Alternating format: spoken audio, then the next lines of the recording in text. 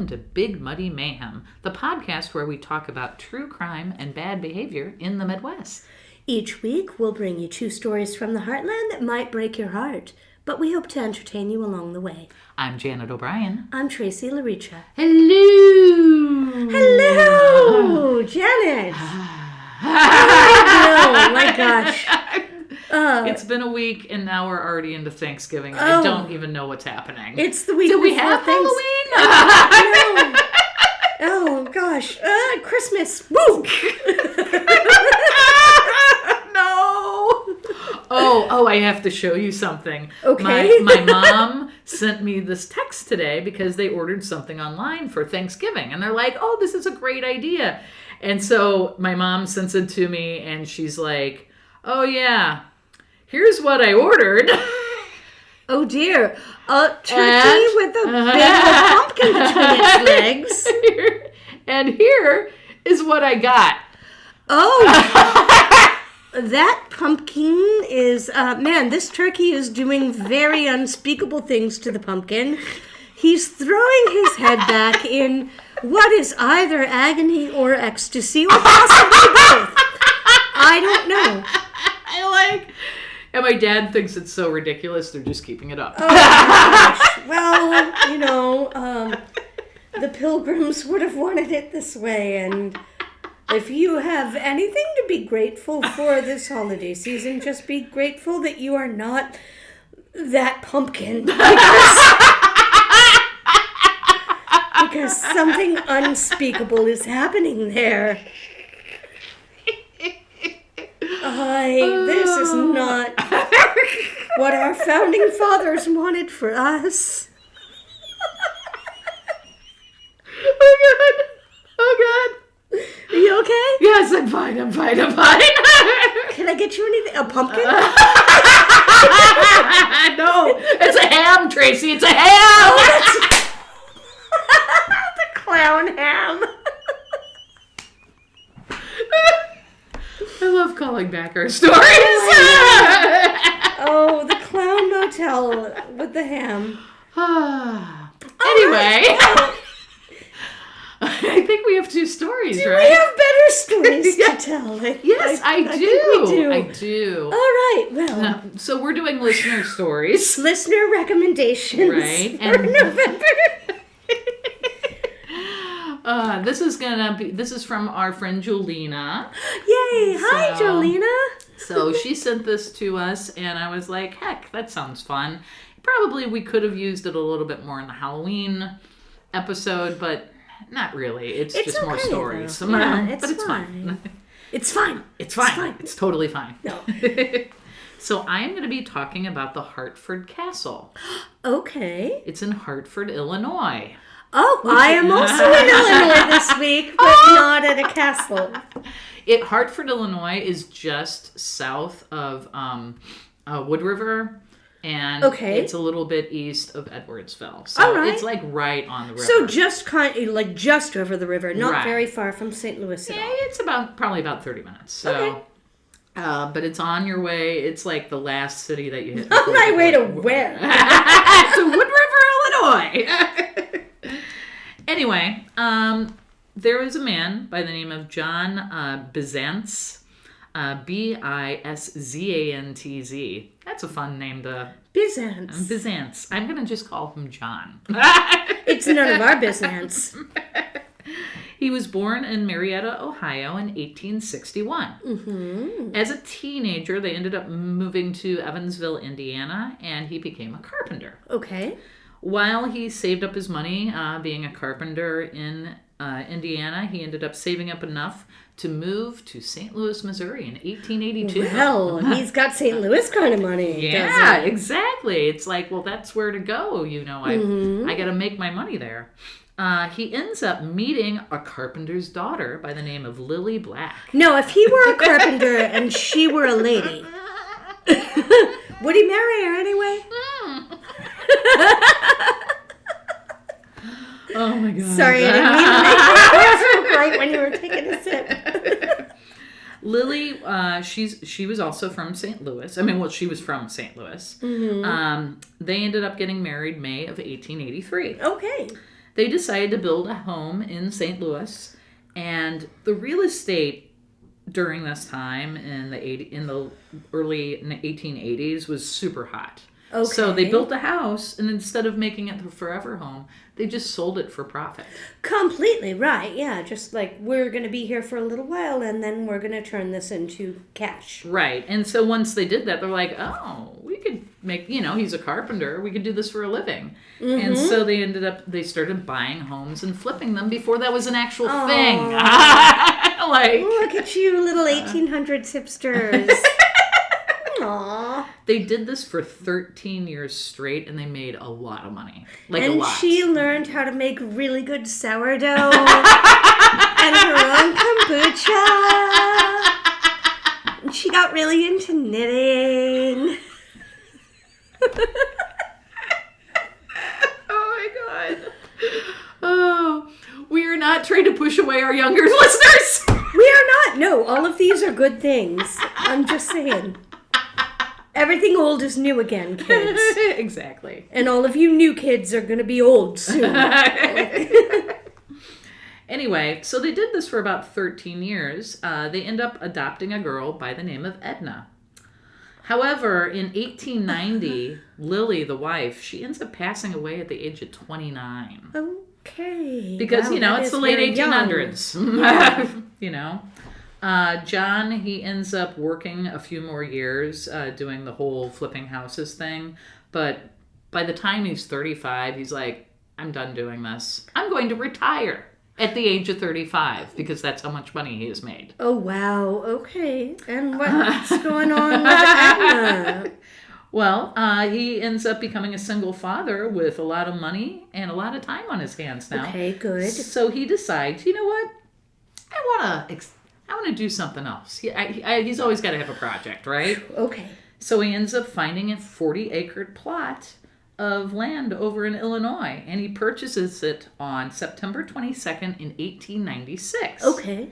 He wanted a huge estate with grounds, gardens, pools. This would be a tribute to his late wife and a palace for his daughter. Oh, that's wonderful. That's sweet. Okay, for a second I thought things were going to get really creepy. No. With Papa and Edna, but thank goodness. When you're like, they adopted a girl. Those stories end badly. Not this one, thankfully. But not this one, thankfully. Okay, so Papa is good. Yeah, he's good. Oh, good. He's like, I'm going to buy this house, and it's going to be great. We'll live over in Hartford, Illinois. He hires 60 teams of men and horses to shovel almost a mile long and 20 feet wide around the property. He is putting a moat. I was It's a moat. He is putting a moat around his property. Okay. Is this to keep Edna in? No. Or the dirt dug is used to create a hill where the house will be built on. The house is 3 stories tall. It has 16 rooms made of wood, and the house is built of wood, but it makes it look like it has a stone. It has a stone fascia, basically. Okay. Yeah, they have a 4-story tall. So they're building the set of Camelot. Building a set of Camelot. No. Oh, dear. I don't know why I'm just being silly today. It's Here we okay. go. So it's kind of there's a moat. So that's the house. Okay, wow. It was there for a long time. Huge house, big turret window off to the right hand side. Otherwise, kind of Tudor style roofs, like big sloped. Also, there are a whole lot of crosses, almost a disturbing number of crosses on the top of it. Mm-hmm. It looks almost churchy. Right, and so... But there's a moat around it. Yeah, well, the house is no longer there, but the moat you can still see. There's no water in it, from Google Maps. So the moat is still there the moat today. Is still there. You absolutely can see it. It's it's kind of like the shape of a rice ball. It's like a triangle, but that is softly rounded on the top. Yeah. So anyway, they dig this moat. It's got 16 16 rooms. It's made of wood, but it looks like it's stone. There's a 4-story tower that is positioned on the southwest corner of the house. It also faced railroad tracks. On the first floor, it's a big open plan. The second floor tower had a pool hall. There was an observation deck at the top of the tower. Okay. The ground itself had a maze of pathways, babbling brooks, fish ponds, Bubbling gazebos, and babbling brooks. Yeah. gazebos, and statues. What's the alligator situation? No alligators. Okay. There's a 3-story water tower that's also designed to look like a castle tower. It was topped with a windmill to draw water up to the tank for the indoor plumbing. Okay. The moat was filled with a deep. It was filled with a deep well that they had on the property, and it was filled with koi fish. Oh wow. So you know, Okay. there were streams coming off the moat, creating a small chain of islands connected by stone paths and the arched footbridges. Oh, you know what right, I'm talking right, like yeah. that? Yeah. The big curved kind of like wooden. Like at the Japanese. Like at the Japanese garden garden. at Missouri Botanical Garden. Right, exactly. There's a statue of a reclining dog. I could not find the picture. At the edge of one of the paths. There's a bridge that led to the railroad tracks where a train depot was built for the estate. Oh, that's so sweet. They have their own train depot I for know. the mansion. He spent $100,000 to build this place. In today's money, that would have been $3.7 million. Oh my goodness. So this is This is big bucks. Right. Like a full expenditure, like not sparing any expense. Exactly. Spare no expense. He called it Lakeview, while the farmers and passengers on the train called it the castle. Uh-huh. Edna, his daughter, and her close friends, they lived there year-round at first, but then they started going to LA during the winter. So it was their summer home, and then during the winter they would go to California. During the winter, the castle would normally sit empty, so locals started talking about it being haunted. Oh no. Okay. It started because word came around that John, when he was in Los Angeles, and remember this is like very early 1900s, late 1800s, he started attending seances.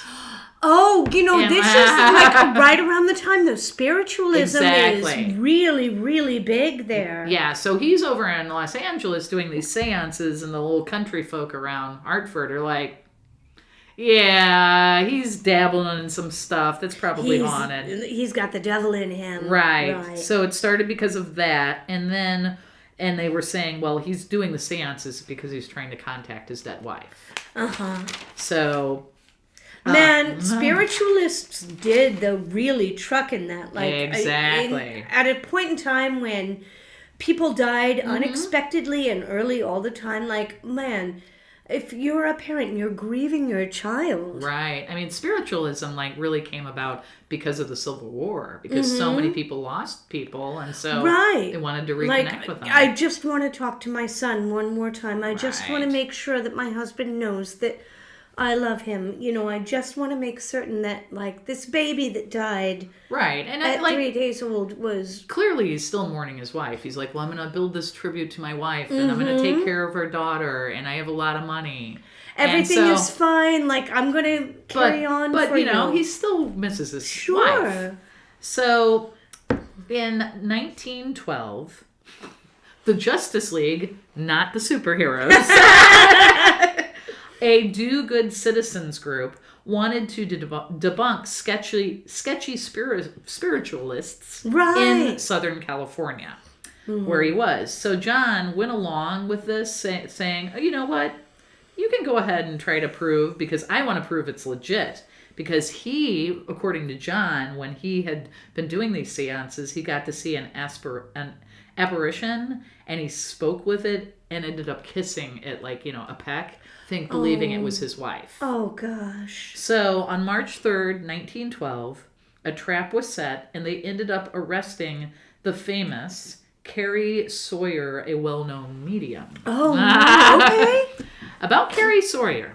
I was trying to find some information on her, and the most information I could find on her was basically an article that someone was trying to write about her by the name of Paul Grabier. He was the director of the Biological Institute of New York, and they conducted He had conducted experiments for 10 years in his own laboratory. Oh, wow. So what Paul would do, he wrote a report in 1901 about the Annales des Sciences Physiques, whatever. It's not in English. Okay. He enclosed the spiritualist Carrie into a large wire cage. The meshes were so small that you could only put your pinky finger through it. And the cage was darkened. And apparently, the 3 occasions he did this with her, several spirit forms would appear. And then Paul, he would tend to Carrie because Carrie would come out of the cage all fainted. And she would, I'm so weak. Exactly. Is this like a Faraday cage? No, it's just a big metal cage. Okay. And the wire, apparently the 3 times that he did this with her, they would touch the wire cage and it would feel like it was burning hot as she exited the cage.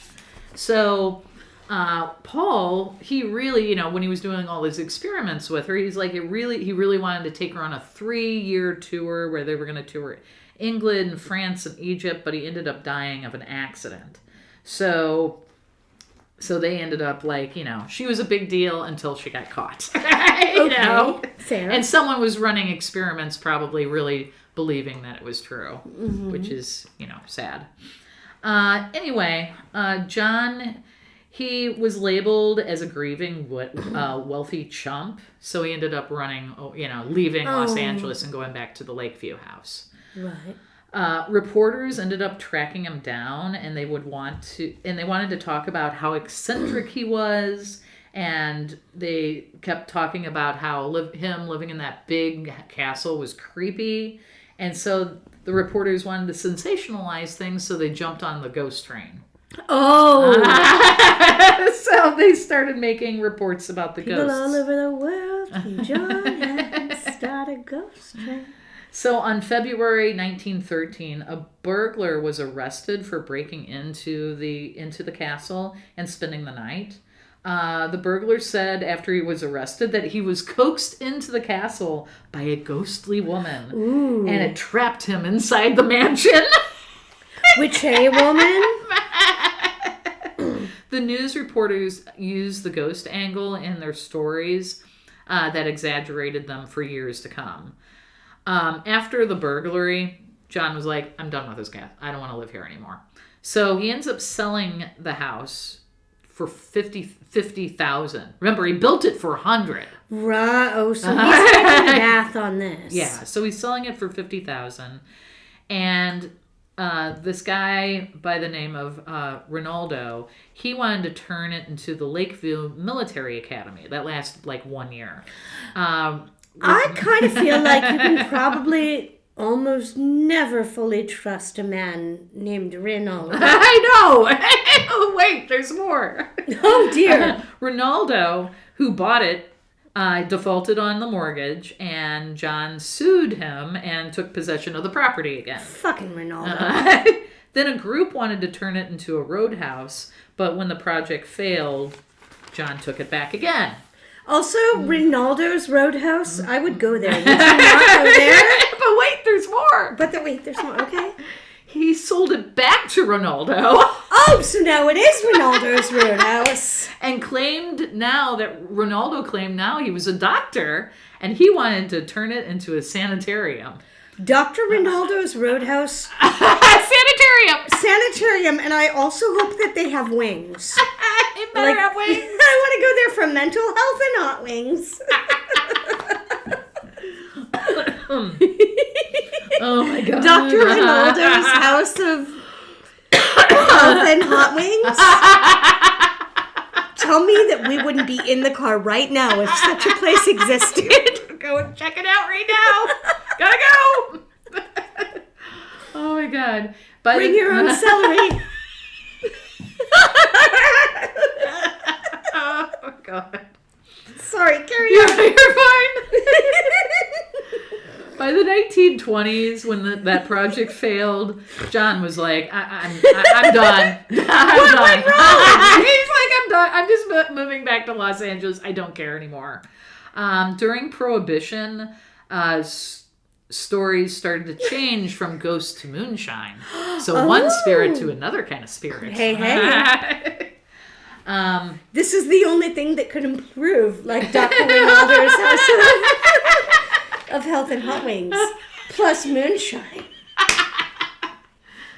In November 15th, 1924, the locals started to notice the interior of the house was glowing with lights, and they could hear music. Oh. They noticed that there were cars lined up to cross the drawbridge. Yes, he had a drawbridge that crossed the moat. Right. Well, because of the moat, right? I mean, what else are you going to do to get across the moat? You got to have a drawbridge. 66 people were invited to attend a party of dancing, drinking, and gambling. This is during 66, Prohibition. not 666. Nope.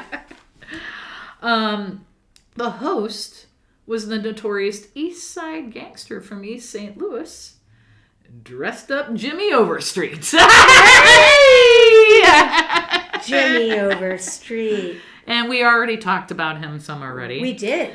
He was eventually arrested in Fort Worth, Texas, for the $18,000 he had taken from the Federal National Bank of Shawnee.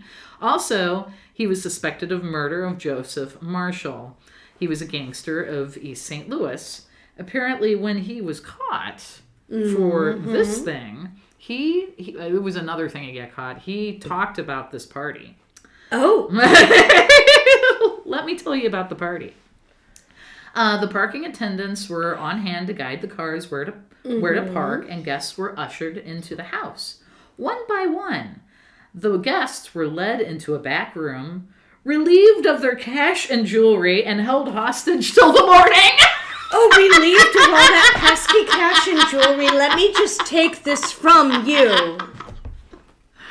They stole about $8,000 in cash Holy and jewelry, moly. which back then, today would be $140,000. I was going to say, That's a lot of money. Jimmy claimed, he said that was the finest moment of heists he had ever done. Because they just came to him. He didn't hurt. He didn't kill anyone. He just took their stuff. Hi, have some champagne. Give me your shit. Right?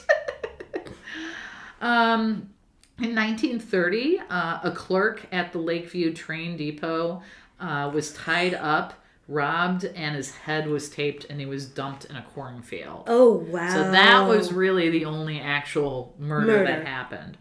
1925, the property was purchased by Matt Vendikovich from Wood River and lived there. The train depot closed eventually and abandoned for good. Mm-hmm. Teenagers for years would go to the property. And in 1973, it was set on fire and burnt to the ground. Oh, no. Okay. So the original owner, John, he ended up dying June of 1954 in Los Angeles at the age of 93. That's a good run. He outlived his daughter and his daughter's husband. Completely. I was going to say 1953 to be in your 90s. Yeah, that's pretty good. That's not so bad. No. He was cremated and his ashes were buried back in St. Louis at the Bell Fountain Cemetery. Oh, yay. Next to his wife, daughter, and son-in-law. Oh. Today, the grounds are owned by that same family that I already mentioned. YouTubers visit the site where there are still stone gazebos on the property, wells, and empty fish ponds. Apparently, the statue of the dog now sits a few miles away on Meadow Lane Drive. And you can see the moat, which I already showed you from Google Maps. Right. But really, it's a neat story, you know? Well, if there's a memoriam for anybody in that story, I'm glad that it's the dog. Yeah. And so is this a place, Janet, that you think people could go and see? Or is it just it's just there? It's private property. Got it. I was reading the KDSK thing about it, and they're like, it's still illegal to go trespass if you go on the property. You're so trespassing. We cannot recommend for our listeners but maybe to go find that YouTube video. But you can at least go and see it online. Yeah, not in person. Right. Don't see it from the inside of a cell. Exactly. But that's my story. And that was Jolena, that was a great story. Jolena, that was a fantastic suggestion and not one that I have heard about at all. Right. So wow. Yep, that's my story. Now, my story that I have for you this week, I have given you a couple of little hints only because I was a little bit worried that maybe you would pick this one too. Oh, okay. Because it's been on our list for a while. This story comes to me via suggestion by listener Erica. Hi, Erica. Hi, Erica. My neighbor and friend that lives down the street and that came to see our live show. Yes. And I showed you she also has the cutest freaking dog she in does. the world that she just got. And Janet, you are going to know this place because you and I have actually been there together. Okay. And we are also in Illinois. Okay. And you are talking about a certain place we stayed? We are. That you talk one about? Of my very favorite that you places. Do baths in? One of my very favorite happy places. We are going to talk about the Orginal Springs Hotel in Oakville, Illinois. Woo-hoo! And Jolena, you've been there too. And so is Katie, and so is Susan, and so is Alice. We're tying everybody in together. And Erica and I have both been there, just not together. Oh, nice. So we're going to talk about Oakville, Illinois. Yay. It is a small town, bigger than I thought, though. Okay. You want to guess? Guess the population. 1,500. Lower. Okay. I was going high. 800. Higher.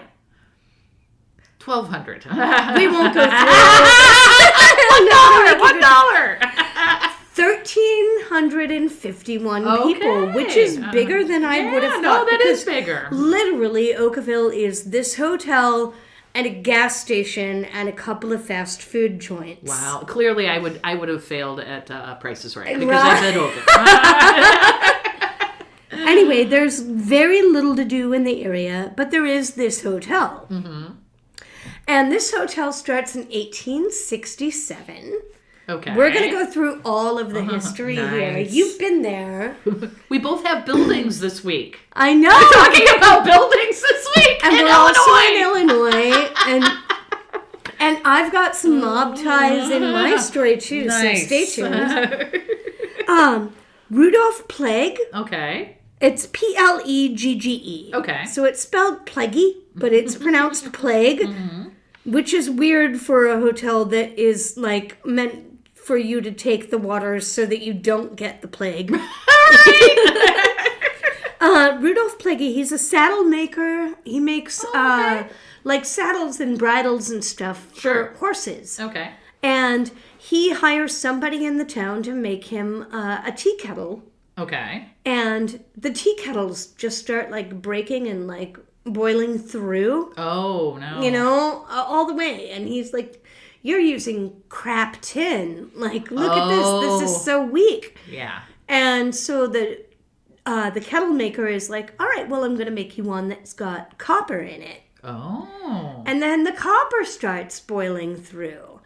And eventually the kettle maker is just like, look, this isn't on me. Like, there's something going on here. Oh, it's the water. It's the water because the water has such high mineral content. Oh, my God. So he partners with a guy that's in the neighborhood, a German farmer named Schultz. And Schultz has familiarity with this because he has worked on the Carlsbad baths in Germany. Ah, okay. Which are also mineral baths. Right. And he's like, oh, yeah, this is why this is happening. There's a lot of Germans in Southern Illinois. Completely. And there's a whole lot of high mineral content in this water. Mm-hmm. So he's like, all right, well, that's why your coppers are, like, your kettles are wearing out is because the... it's the water. It's the water. It's high in mineral content. So with his Carlsbad, Germany experience, he starts working with Rudolph. And in 1868, September 16th, 1868, they open up a bathhouse. Ah. And they're like, hey, listen, these are really high mineral content waters. And the thing is, I don't truck in a whole lot of that stuff. But I will say that when I go to Oakville, I feel better after I soak in those baths. Right. And after I drink that water. It's mineral rich, it's mineral heavy, and maybe it's all psychosomatic, but man. Well, if it makes you feel better, that's fine. But I feel better. Right. And so did a lot of people. So people can come and they can kind of come and take the waters. Right. And they do this sometimes when you have like a medical condition that you're worried about, or sometimes if you're just sort of feeling poorly. Right. You know, and I mean, a bath makes everybody feel better. Yeah, absolutely. It really does. Things kick off in 1884, where a woman named Anna Shearbaum, she is an invalid, basically. She's not even mobile. She can't, she can't walk. She can barely get out of bed. And all of the doctors here in St. Louis have treated her. Oh, okay. And there's nothing they can do. They're right. like, she's an invalid. Mm-hmm. Like, she's just going to be bedridden probably for the rest of her life. Mm-hmm. Her husband takes her over to Oakville. And after, pardon me, after a couple of weeks, she is up and moving around again. Oh, wow. And she's feeling so much better. And after a couple of more weeks, she is feeling like fully restored back to herself. So the doctors have lost all hope. But this place seems to have healed her.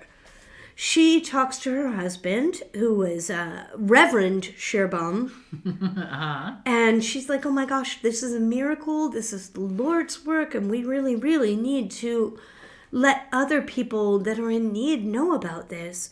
And so they end up buying the site. Oh, wow. And instead of it just being a bathhouse, they open a hotel.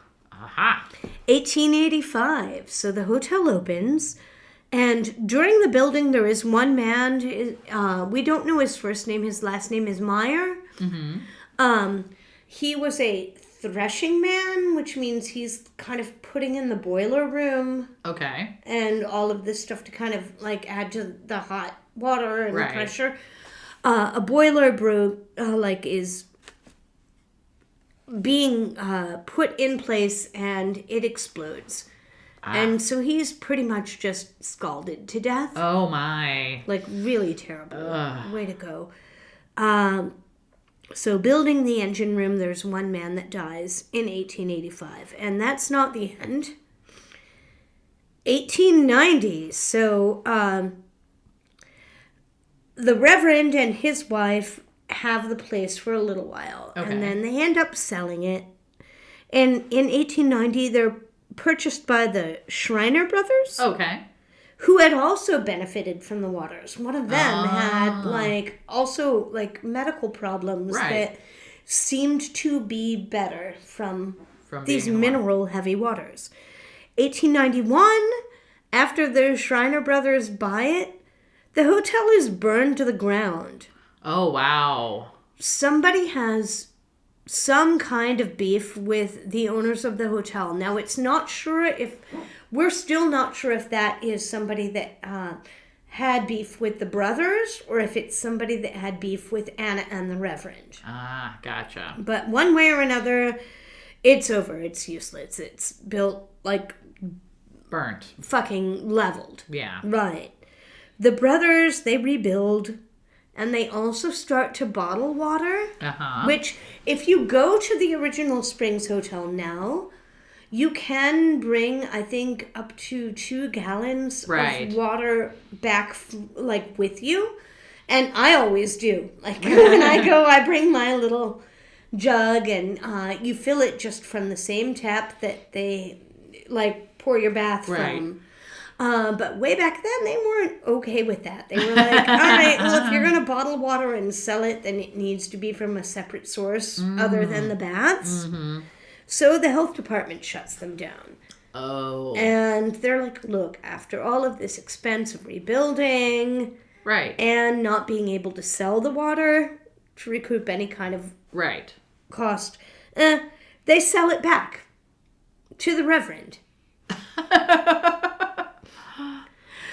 But then the Reverend, 4 years later, in 1904, the Reverend dies. Oh, no. Anna, his wife, that water made her better, but only for a little while, because in 1911, she dies too. Oh, wow. So their son, his name is Ben. Okay. He runs the place. Now, it goes a little bit in a different direction. Okay. This becomes a... Mob bosses need a place to relax. Oh, no! And enjoy, too. So, Charlie Berger and... we've had an episode about... And a whole lot of these other kind of like Southern Illinois, like maybe Chicago adjacent. Mob bosses. They all start coming here. Oh my God. And this is a place where, like, you're in the middle of nowhere. There's nobody around you. Just put your feet up. Oh my God. Take a bath. Have a soak. Go for a swim. That pool that is there in the hotel has been there since the, like... Oh my God. 1800s. So we've swam with mobsters. So mob boss meetings, Charlie Berger, all of these folks, and then it becomes a private country club for a time. Then it becomes kind of a family-friendly swim spot. Sort of like, you know how, what is it, Wolf Creek and like all of the, like are those YMCA owned, I think? Yeah, I think so. Where it's basically a hotel where you can go swimming. Right. Where you can go swimming. And you can do it year round because everything is indoors. Well, they put together some kind of a family-friendly swim spot. Okay. And they call it Janet. Tracy. Janet. Tracy. Janet. Tracy. Pleasureland.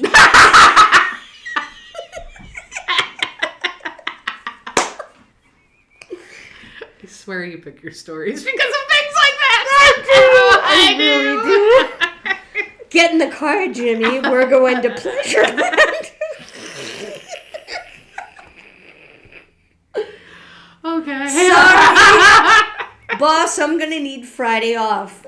The missus and I are taking the kids to Pleasureland.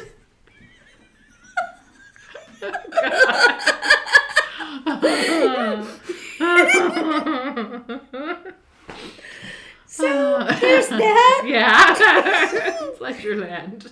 Sure. We're not going to spend too long in Pleasureland, so don't get excited. Okay, I won't.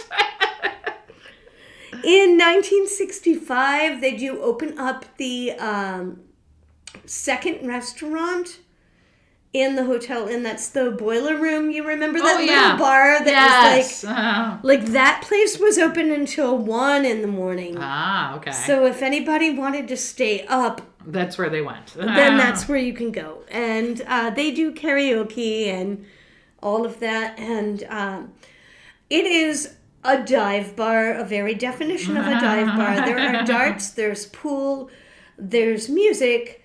I went with Ryder one weekend, and we found ourselves up late. And we're like, oh, well, screw it. Let's just go to this boiler room for a nightcap, because it's right there on the property of the hotel. I walked down, and we were sitting there, and the bartender says, what'll it be? And I said, I would like a Manhattan. And he looked at me as though I had just asked for, like, an extra kidney or a chocolate souffle. And he said, a what? Never mind, I'll have a beer. And I said, I went directly to what I always call my wedding drink, which is... What is that? Gin and tonic. I'm like, all right. You can't mess that up. You can't mess up a gin and tonic. And I really wanted a Manhattan. You had a gin and tonic. I took my gin and tonic, and I smiled, and I said, thank you, and I liked it. But, Janet, you're probably asking, like, geez, Tracey, this is a, like, true crime and bad behavior podcast. Yeah, where's the true crime and bad behavior, Where Tracey? are we here? I know. Well, we're going to talk about the ghosts. Oh, good. 3 different owners of this hotel have died from suicide. Oh, wow. And we're going to go through those. You want me to bring you down? I'll bring us down. I'll bring us down. All right, the very first one, Ben Sherbaum. So remember the Reverend and Emma, right? Who like got magically healed by the powers of the waters. Well, their son is the one that kind of took over after they both died in the late 19-teens, early 1920s. So his wife leaves him. Ben, he's married, not his mother. Okay. All right. So Emma is the mother. Okay. So Emma and the Reverend, they're both dead. Okay. We've got Ben. He's married to a woman named Alma. Oh, okay. Alma leaves him. Oh, no. He has no idea where she's gone. He's asking around. Everybody's like, I don't really know what to tell you. Like everybody knows, but no one wants to say. Yeah. Days later, a traveler is coming through Oakville, Illinois. I can't imagine why. And goes to the hotel thinking that it is a nearby hotel. Oh. So he's at the wrong spot. Like, he shows up at the Hyatt when he means to go to the Marriott. Right. But he walks into the hotel. This is what is so weird for me. He walks into the hotel. There's nobody there. What do you do, Janet? You leave? Yes. Yes. Yes, you do. If nobody's there, you leave. It's not open. There's no one in this hotel. You leave. I'm going to assume he didn't leave. He does not leave. What does he do? He starts walking up and down the hallways, trying to see if there's anybody there because he has a reservation, damn it, and he wants to check into his room. And as he walks down one of the hallways, he finds Ben dead by shooting himself in the head. No. In the hallway. Oh. Surrounded by photos of his wife. Ugh. That's awful. Ugh. At the very least, you should get extra points for this. like, believe me, like. He was determined. He found him, so it's fine. I'm just saying, like, you should get, like, a free upgrade, some breakfast, some parking. Right. Something for this. Number 2, in 1920, Conrad Pabian. Okay.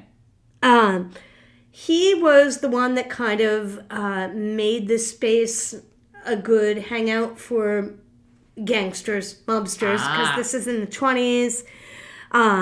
He is losing money on the hotel in spite of all of the gang business. Oh, yeah. He adds heat to the hotel. So the 1920s. So Katie and Susan, I know when we were there, I know your room was cold. Oops. They did actually add heat to this building in the 20s. And this is the thing that I'm like, oh man, this is what I really miss. In the 1920s, from Oakville, Illinois to this hotel and to St. Louis, there was daily bus service. Oh, wow. So you could just get on a bus in go St. to Louis. Oakville. And then you're like, next thing you know, you're swimming in the hotel and like, wow. having dinner and all of that. And then the bus brings you back in the morning. Well, he's not doing well enough, even with the bus and even with the addition of, heat to the rooms. Right. So in 1933, he completes suicide by taking poison. Oh my God. Which, that's a long and painful way to do that. Right. And so R.I.P. Conrad. Wow. Now the third one. Tom Rogers. And this is the one that you've probably heard about if you read anything about the ghosts. Okay. In the Oakville Hotel. Tom Rogers, he starts working there in 1931 as a clerk. Mm-hmm. He's there for a really long time. He eventually becomes the owner of the hotel. He is the one that opens Pleasureland. Which is the only thing I'm ever going to call this hotel from now on. But he starts to get like a little Howard Hughes. He gets really paranoid. Oh, no. He starts to get really erratic. He's hearing things. He's seeing things. He doesn't trust anyone. And in 1962, he's found dead in room 350, which is the jacuzzi suite. Oh. There's no explanation. There really isn't any kind of cause of death, but it's generally accepted that he probably took his life. Right. Now the ghosts of the hotel, there is the lady in white. Okay. You normally see her on the balcony. Right. On the second floor. And she's in a white dress and a hat. I don't know why every freaking female It is a white dress and a hat. Oh my God. Like, are none of us in jeans? Maybe. Janet, if anything ever happens to me and I haunt fucking anywhere... You'll be in a muumuu. Completely. I'll be in a Mrs. Roper dress, or you will see me in, like, sweatpants and an ill-fitting t-shirt. And I'll be, like, holding a ghost cat in my arms. Right. And I'll be like, oh, yeah, that's Tracey. That's true. If I'm dressed up and I have my hair down, that is not me.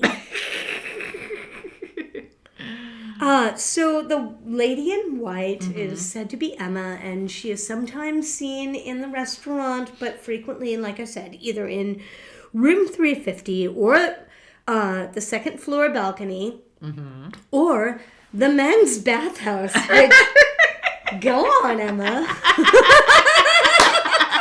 Go get you some. Oh my God. There are also footsteps in the hall and a feeling of being watched from room 350. So that might be Tom.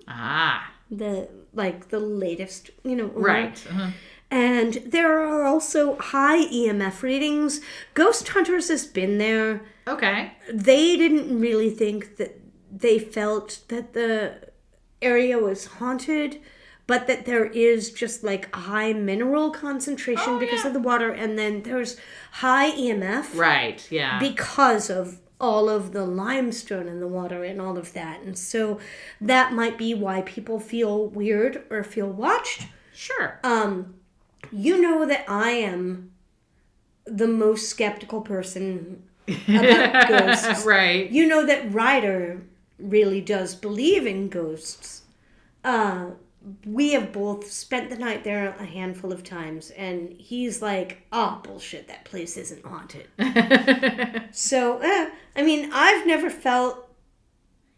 I feel like there is a different energy there. Yeah. But I've never felt ghosty. Right. And I do have to say, like, to end this story, so...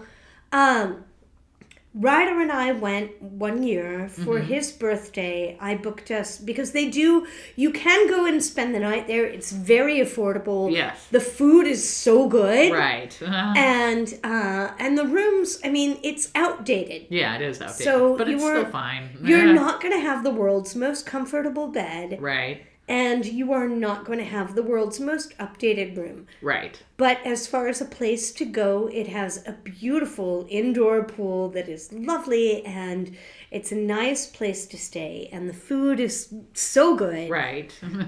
So we go pretty frequently. Right. And one night I took Ryder because they do ghost tour nights. Ah, nice. Where you can go and spend the night, and then starting at like 11 o'clock at night, they let you just go into all of the quote-unquote haunted areas. Nice. Between like late night until like 2 in the morning. Okay. Or whatnot. Cool. You know, and so we did that. And they have the little... the dowsing rods. Oh, yeah. And like EMF stuff, and you can go and do all of this. Cool. And when you do that, they had a little trivia thing that they give you when you check in, and the person with the most correct answers, they draw from everybody that like has all of them right, and then you can win an upgrade. Oh, cool. Fun. So Ryder won. Nice. The night that we were there, and so they were like, oh, well, it was late, but they were like, do you want to switch to room 350? Oh, wow. So I've stayed in the haunted suite. Oh, nice. Because even though it was late, I'm like... Yeah, we want to switch to room 350. Did you see the size of that jacuzzi tub? So we moved and, mostly just went to bed, but I got up early and, went and had a little soak in the tub and in the room that was supposed to be the Tom Rogers suicide room. I didn't feel anything weird. Ryder didn't feel anything weird. Cool. It was just a nice really upgraded nice. room. It was really nice. And oh man, also if you go, all right, the prime rib is good. Yes, the fried chicken is good. All of the food is good, but the fried chicken is excellent. Yes. So if you go, get the fried chicken. Don't be spooked. And just have a good time. Have a good time and enjoy the pool. Right. Do we have time for me to tell the water aerobics story? Maybe we save that for another thing. All right. Get behind our paywall. We're going to talk about the water aerobics story, probably behind the Patreon. It's the best story. Just know that it's a good one. Otherwise... I am going to take Janet out back, and I'm going to show her the mud hole that I'm digging in the backyard so that I, too, can have a place where she can take the waters. And then we're going to be back with What's Nice. We'll be back with What's Nice. If you enjoy getting muddy with us, here are some ways you can help support the podcast. If you have any suggestions... please send them to bigmuddymayhem@gmail.com. Like and subscribe to the podcast on the platform where you're listening, and of course, leave a good review, as that will help us reach new listeners. If you're listening on YouTube, leave a comment in the comments section. Make sure to join our Facebook group, where we can discuss the episodes and hear your suggestions. And of course, tell your family, your friends. You know what? You're going to Thanksgiving this week. Tell your family. I mean... Tell the whole table. Tell the whole table. I mean, all conversations are going to suck at Thanksgiving. talk about our podcast instead. Pause the Pandora and put us on. Exactly. And now, let's get back to what's nice. Welcome back. Welcome back. And now it's time to do what's nice. It's time to talk about what's nice here. So I think I do the first one. I was going to say, and Janet, what do you have nice for me today? So Hartford, Illinois is not very big. It's pretty small.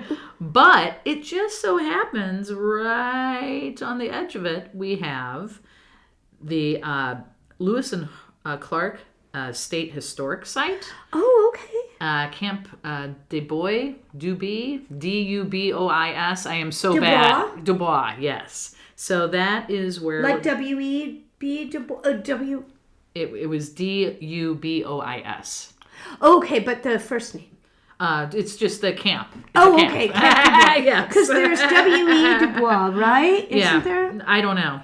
I'm just talking about the camp. I'm not really sure. So the Lewis and Clark State Historic Site celebrates the Lewis and Clark expedition with a focus on the detachment's time spent at Camp River Dubois, preparing for their journey. A 1,400 square foot interpretive center, 15-minute interpretive film, reconstructed settlers cabin, a reconstructed camp that they stayed in, and a that welcomes visitors. So I was trying to find some pictures here. It says they don't have a lot of pictures, which is unfortunate. But it looks pretty neat. Here, this will be better if I can just pull up these pictures. Okay. See that right there? That's part of the camp. So it's like reconstructed. It really is, but it looks exactly as it would have been built. Right, exactly. Initially. Yeah. So, I like that. So it's a neat place. They have, obviously, they have students who come and, do afternoons there and tours and stuff like that, but it looks pretty neat. I've never actually been, which is funny because it's not that far, I have a Lewis and Clark story that I am kind of like starting to do research for. Okay. Coming up, so we'll see. But anyway, that's my what's nice. It's not very long. It's so nice. But it's a neat little place with stuff about Lewis and Clark, and I like Lewis and Clark a lot. I do too. Like I said, we do have a little bit of that will be coming. Also, so it looks as though W.E.B. Dubois is who I was looking for. Who was the first, I think, maybe director for the NAACP. Okay. Anyway. But, so for my what's nice... I didn't realize that this was so close to Oakville. But this is a place called the Rainbow Ranch. Ooh. Now, they are a petting zoo. Oh, nice. And they do farm tours. Oh, neat. And they will also come to you. So if you need somebody to show up for an event, it looks as though they do have family reunions, birthday parties, church groups, school groups, all of that. They'll bring the animals out. Nice. But if you go to them, it's a 170-year-old barn that houses camels, horses, llamas. And if you go, you can bottle feed cows and goats and sheep. Oh my God. All kinds of little baby animals. You can meet miniature donkeys. They have a macaw. They have a giant rabbit. Macaw! And they have a Z-donk, which I think is a zebra donkey. Oh, okay. Yeah. No, I know what that is. Also kangaroos and sheep and potbelly pigs. And so if you take a look here, you can see that, you know that I'm a little bit of a soft spot for animals. Of course. There's the macaw. And you can go and just pet and snuggle. Aw, nice. Oh my gosh! This woman is holding like a little baby pig, and it's the sweetest thing ever. And my life really probably won't be complete Unless you go there. Until I can go there and like come home smelling like 18 different animals and having fed and snuggled and kissed all of their little snoodles. Oh my gosh. That is great. So cute. So it's the Rainbow Ranch. Nice. And they do have events available there if you want to hold an event there. And then they do have tours. And again, also spaces for private events. Gotcha. So okay. So yeah, that's fantastic, and it's really, really close to Oakville, Illinois. Right.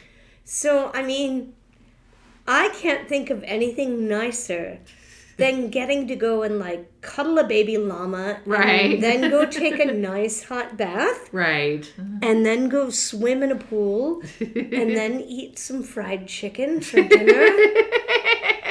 And go to bed on a moderately comfortable mattress. But yeah, like that is what I've got for our What's Nice. Nice, awesome, yay! And it's Thanksgiving weekend. Yes. And we both have a lot to be thankful for. Right, absolutely. Mostly you guys. Yes. Thank you so much for listening. And just so you know, next week, because it's Thanksgiving, Mm-hmm. I'm gonna kind of make a, what is it called? You're going to curate a cornucopia of some of our favorite episodes. Yes, with some clips. So it will be an extra long episode, but it won't be new. Right. You can play it in the background while you're cooking your turkey. Exactly. So it'll be our two favorites. Yes. I think, honestly, Janet and I, like, here we are having a production meeting on air. I think I'm going to pick my favorite of mine and my favorite of Janet's, and I want Janet to pick my favorite That's a great idea. Hers. Uh-huh. Like, I want you to pick your favorite of yours and your favorite of mine. Yep, absolutely. So it's going to be hand-selected Exactly. for you, our listeners, from your lowly, thankful podcast hosts. Right. But you'll get a double episode of just kind of the best of the best. The first year Exactly. of Big Muddy Mayhem. And we hope that your family is not too difficult. And we hope that your turkey is not dry. And we hope that you have a really lovely weekend and a chance to relax and reconnect. And we hope that you will tune back in and listen to us again when we pick up on the other side of this. Yep, and that'll be December. That will be December. And most of all, we really hope that you do one thing. And that is to stay Midwest nice. Stay Midwest nice.